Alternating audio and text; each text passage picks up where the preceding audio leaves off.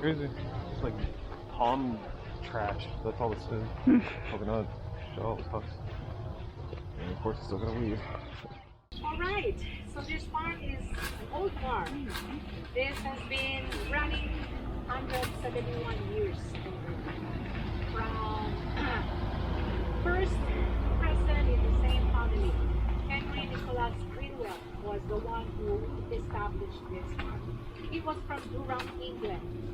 He set his foot here to the Big Island in the year 1849 and he became a landowner in 1850.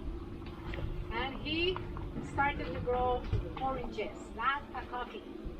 He was selling this to Europe for 16 years. He was selling oranges to Europe to prevent scurvy.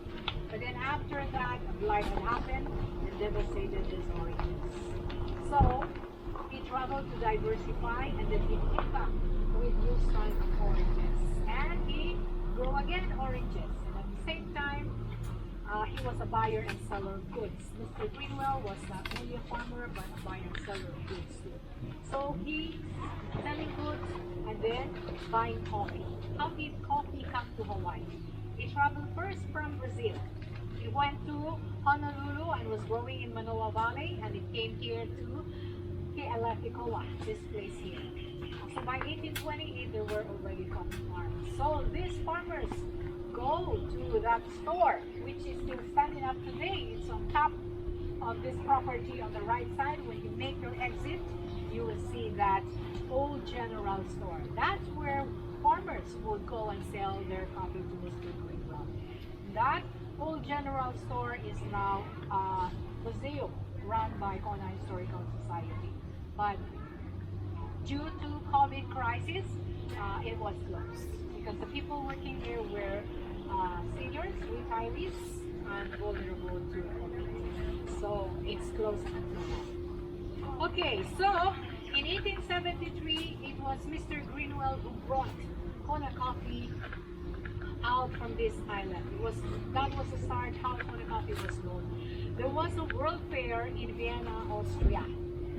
and he brought this coffee there, and it received an award, the diploma, certificate of excellence.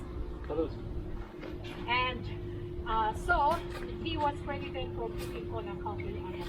Mr. Greenwell is very particular how coffee is picked. No other shade of color except red. Okay, so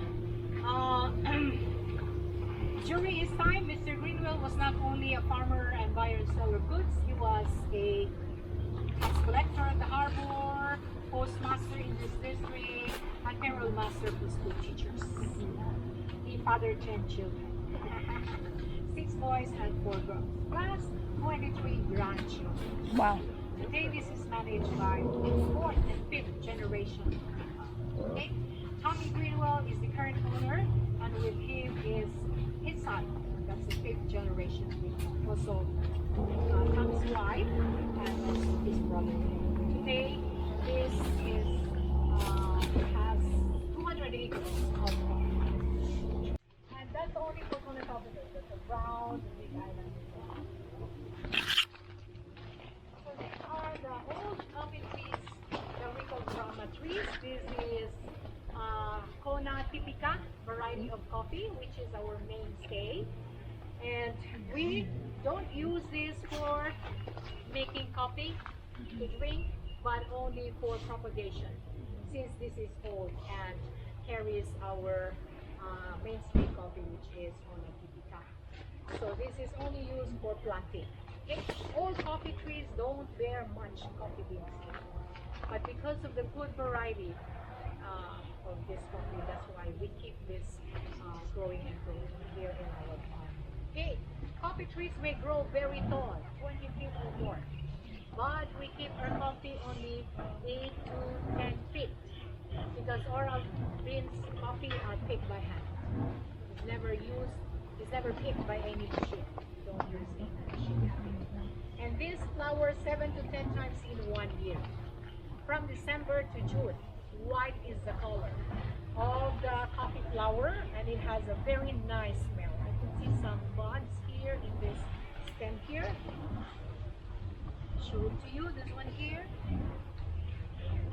This will be flower soon.